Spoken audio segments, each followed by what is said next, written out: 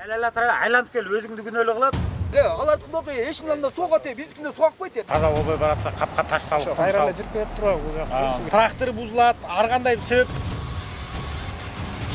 Он куп азыраак коюп атабыз. Сонун астыгына байланыштуу. Су түгөнүп калды.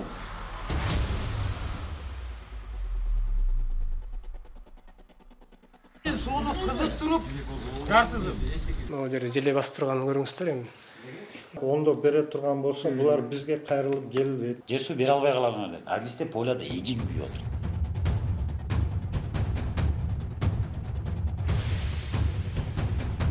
Өзүбүзгө кенен жетпестен коңшу өлкөгө кетип атат да. Су жок болсо анда айтсак болот эле. Су жок экен, биз бере албайт экен деп. Эми бар сууну бизге бөлүп бере албай атпайбы? Ошого жардам берип койсо жакшы болот эле да. Чечип берсе.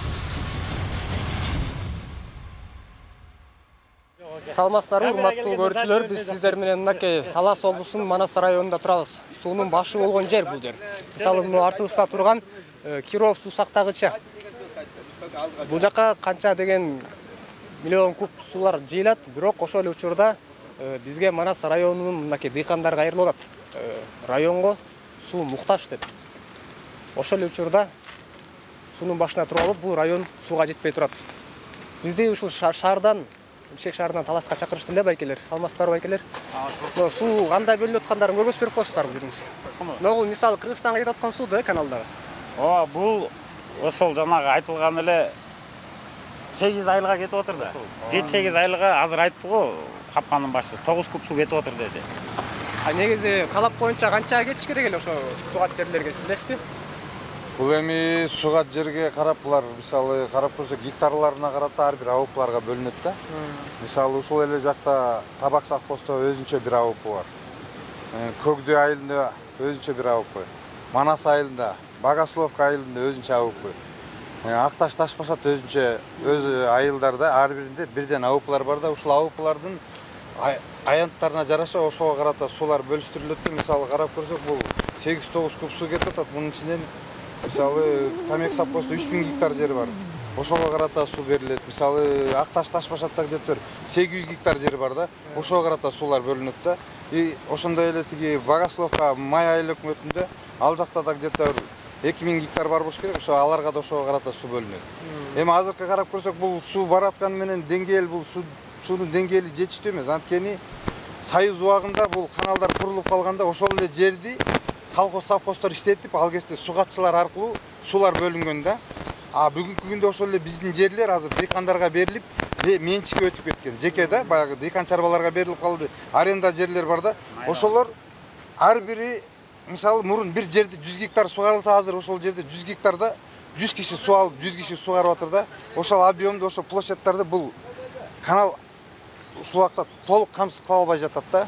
Суунун деңгээли жетиштүү эмес. Мисалы азыр бул жерде сиздерге көп көрүнүп кетип атканы менен потерялары бар. Антип битип жеткени менен Тамек совхозго может 1 куб, 1,5 куб суу сорго жетет да. Канал өзү 40 жылдан бери салынып калган каналдарда бунун баарын кайтадан жаңылап, кайта жаңы канал салганга аракет кылыш керек. Бул каналдар мындай да.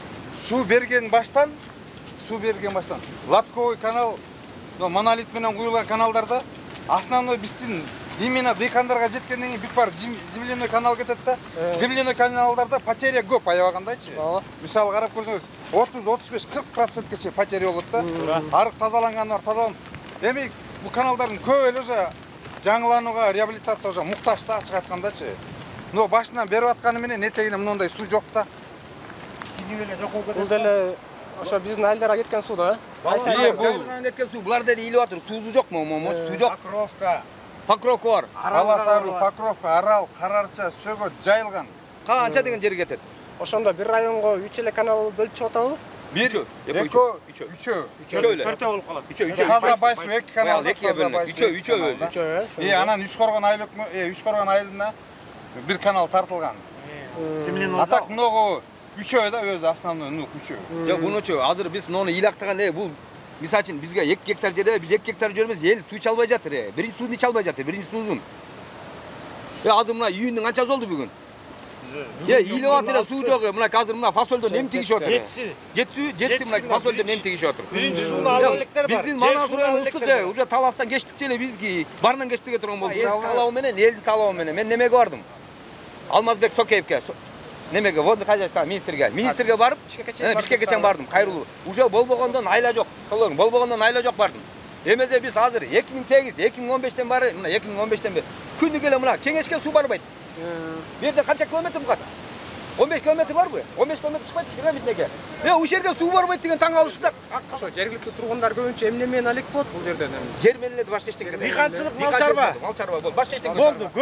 Элдин көп 80-90% ошол менен. Сунун тартышына чөп менен эле жүгөр айдайсыз, башка айдай албайсыз. Башка куртар айдай албайсыз ертең башка. Антирадиация суу жок, өлүп калат, куурап калат. Эми ушул карасаңар, ушул водохранилищенин түбүндө туруп суу сактагычтын. Анан эми ошо фолиялар куруп атат десе эч ким ишенбесе керек эле бизгечи. Бирок бул факт да азыр күнүгө илеп та биздики башка жумуш жок да, только жер менен эле башка эчтеке жок бизде, жерден башка. Бүт ошо жер менен. Бул Манас районуна канча куб суу талап кылынат? Если мында карап көрө турган болсок, полностью керек боло турган болсочу 25 кубка чейин.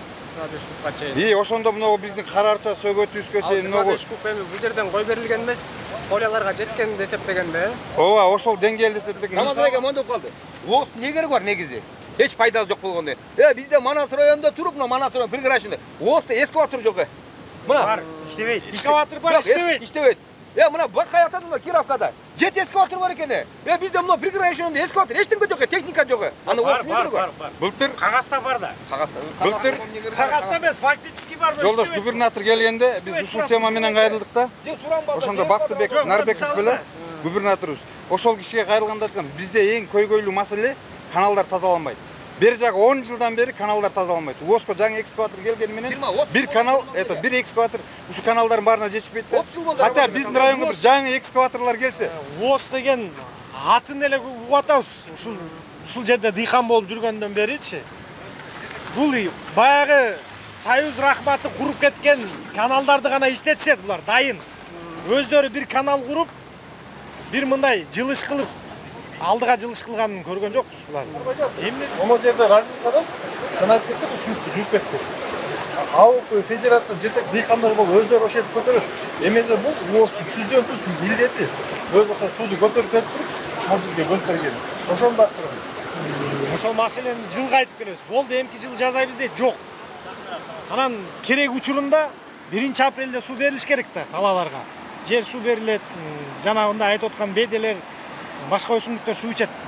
Анан ошол сууну 1-апрелде бере албай калышат. Жанагы тосмосу жоктугунун айынан. Алардын баарын силер өзүңүздөр тосуп чыктыңарбы? Ооба, өзүбүз техника жалдап келип, өз күчү менен эметебиз. Ауыклар, дыйкандардын эмгеги бул. Дыйкандар келип кап менен да тозобуз. Таза болбой баратса капка таш салып, кум салып. Дыйкандар келип тоскон эмгектеринин баарын эле суу менен кошо кайра жууп кеткен да. Кайра жууп кетет. Анан күзүндө жер сууга келгенде суу азайганда кайра теппейт. Кайра чогулуп келебиз, техника жалдап, кайра көтөрүп өзүбүзгө суу тептиребиз. Суу жокто, мисалы, могу жерден эле арматуралар менен акырын бир тосмо кылып койсо, ошол суу жетпей эле силерге. Могу жака чейин тосуп койсо эле ушул жерден кайра акып кеткен суу. Жок, бизге мындай тетактан баштап тосуш керек да. Жана суу аскесте, так менен бияка кетип калат да. Кетип калат да. Анан жылына көтөрүп булар баягы каалаганда жактан каалаганда көтөрөт, сууну көбөйткөндө мына эски ордулар да уже жугулуп кетип атыр да. Айтканча, а жерде мякты алып кетсе, биз аварийный ситуация болуп кетсе, биз суусу жок калабыз да. Мякка жууп кетсе болду, бияка суу биткеле суу кетет. Рамазан аке, мынакей атайын дыйкандар болуп ушул жерге алып келдиңиздер. Бул не болгон жер ушул? Бул Ушкоргон айыл өкмөтүнө караштуу, бул жерде Саза, Байсуу каналы да, 2 канал кетет. Наркы Гешковый канал, бунузу Земляной канал да, Байсуу каналы. Бунузу башы ушу Чоңгап айылы ичет, этегин Жылдыз айылы, Кеңеш айылы ичет да. Тигинизинен Жиде айылы, Жылдыз айылы, эң акыркысы Кеңеш айылы ичет, 3 айыл ичет да, эки анакай ичет. Барчы. Бул жерден ошо келген сууду 2 каналга бөлүп, карап, ошол жерде наблюдательдер отуруп, ошол карап күнгө текшерип, ченеп берип турушат да. Бүгүнкү күндө азыр көз болжол менен карадык, нар жагында рейкасы 85 деп туруптур, бунду 35 экен. Где-то бакта 2 куб, нар жагында 3 кубка жакын суу туруда. Общий 5 куб суу кетип атат. Канча куб сууга муктаж ошол айылдар? Аркы 3 куб суу кетип аткан айылдар канча сууга муктаж? Эми бул наркы каналда где-то 2000 гектардан ашык жер бар да.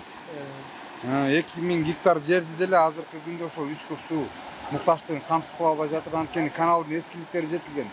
Кээ бир жерлерде кешкалар кулап калганы бар, тешип алган жерлери бар. Нимасын айта кетчү нерсе ушул азыр жаткан каналдагы жаткан 3 куб суу бул дыйкандардын муктажын керектүү деңгээлде камсыздай албайт. Азыр биз жана айтып атпайлыбы? Поляларга алып барып на месте көргөз алабыз депчи. Ордунан көргөз алабыз, кураган полялар бар.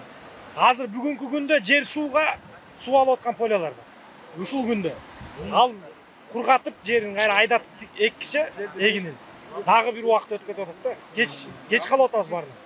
Ушул каналды эч болбосо ушул каналды бизге полный коюп берип турса дагы ары бери регулировать этип кичине дыйкандардын ортосунда талаш тартыштарды мындай нукка чүзө болот фактылар бар. Жерде булар сууду эзептеп чыгарат негизи бош.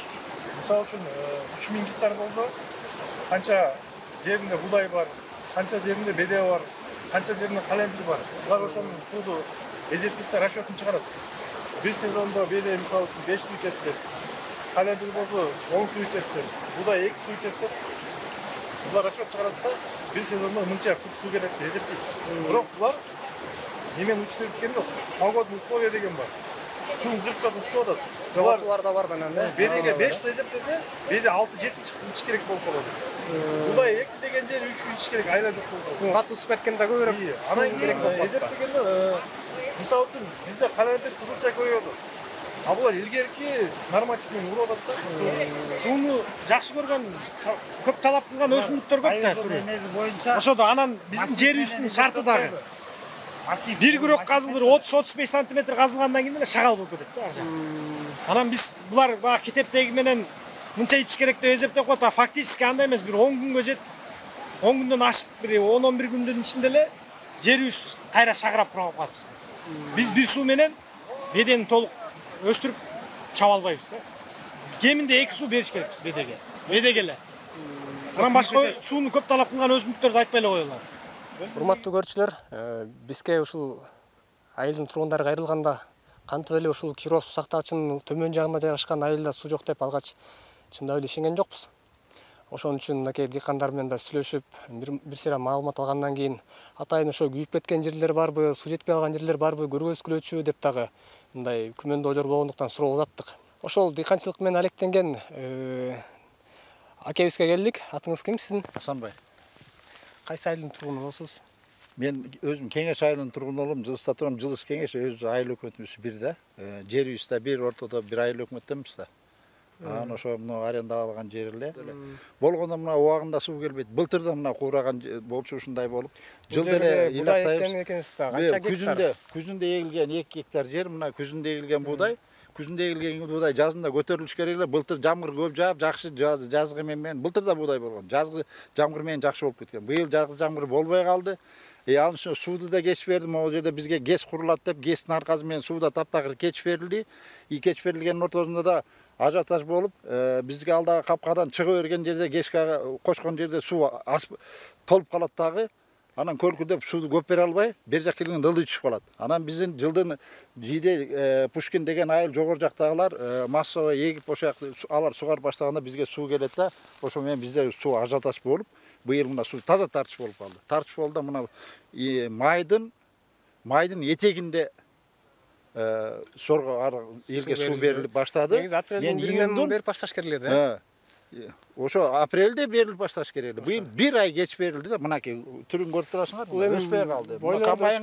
Камбайга илинбесе эмне кыласыңар эмне? Урок менен урасыңар. Вот ошону мынакей айтып эл көрсүн деп атам. Мына жылда айтып ыйлап келе жылда мынтип көрө алчу эмес. Мына быйыл элге мына көрсөтөлү деп жакшы болду. Мына эл көрсүн. Элдин баары биз таң калат, таластын баш аягы таң калышат. Ай силерде ушунча суу болуп отуруп, канча силерге суу жетпейт деп таң калышат. Бул жерге канча чыгым болдуңуз? Эми чыгымын эсептеген деле жокпуз энди.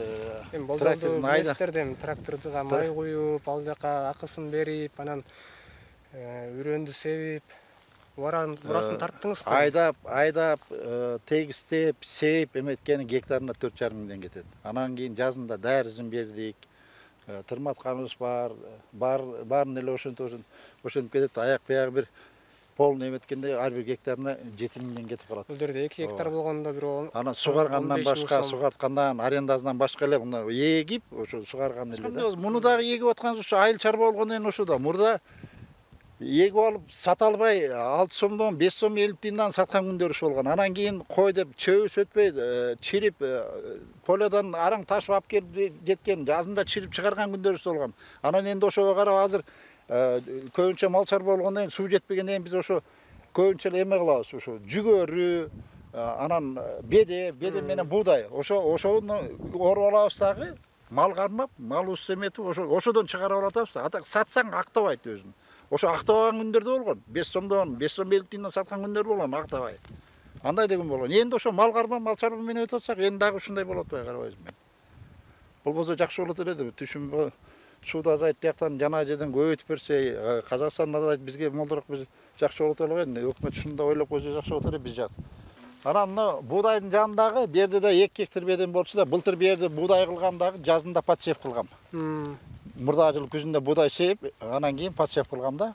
Жаң беде болчу. Былтыр буудайды чаап алдым дагы. Былтыр жамгыр менен буудай жакшы болду. Былтыр буудай чаап алдым дагы, анан кийин бедем ошо менен чабылбай калып калды. Суу жок, былтыр да ушундай болчу. Беде суу жок. Ошо менен аны быйыл өсүп келатканда жазында үшүк алды. Үшүк алгандан кийин суу жок, анан мына дегенче куурап кетти. Мен мурункусун жиберип тартып алгам өзүм, ошондо куурап аткандагы. Анан кийин бир суу алдым мына. Бир 2 базар болуп калды, бир кичине көтөрүлдү, дагы уже куурап барат. Мына көрүп атсаңар, дагы суу жок, куурап барат мынакей. Кайра дагы куурап барат. Кечирек суу. Ооба. Кечирек суу ичти да, кечирек суу ичти мына 2 базар мурун суу ичкен. Ошо мына көгөрүп калды. Антпесе мурункусын жиберем го мен силерге. Жиберип коем, ал сап-сары болуп курап калган болчу. Сап-сары, мына полный сап-сары болуп калган, курап калган. Бул дагы көгөрүп калган дагы. Энди дагы кайра курап барат мынакей. Мына кайрадан келип тур, көтөрүлө. Бул жаңы беде, былтыр себилген беде. Ушундай болуп атат. Жок, ушуну эле карап отурганбыз. Мына 1 жылдык мээнетибиз, 1 жылдык боло турган, мына кышы менен көрө турган, жей турган тамак ашыбыз ушул чында. Энди бул болбой калды. Башка эмне жумуш кылабыз билбейм. Сүттү уйлар саап, сүт өткүзчү келе мына сүттү дагы 20 сомго түштү дейт, энди дагы 18 сомго түшөт деп атыр. Ал дагы биягы мындай болуп атыр. Билбейм кандай эмне тирлик кылабыз.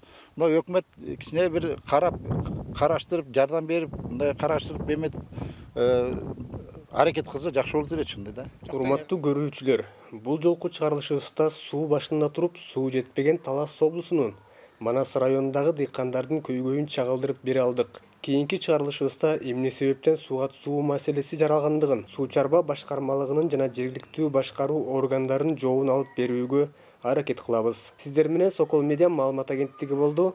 Аман туруңуздар.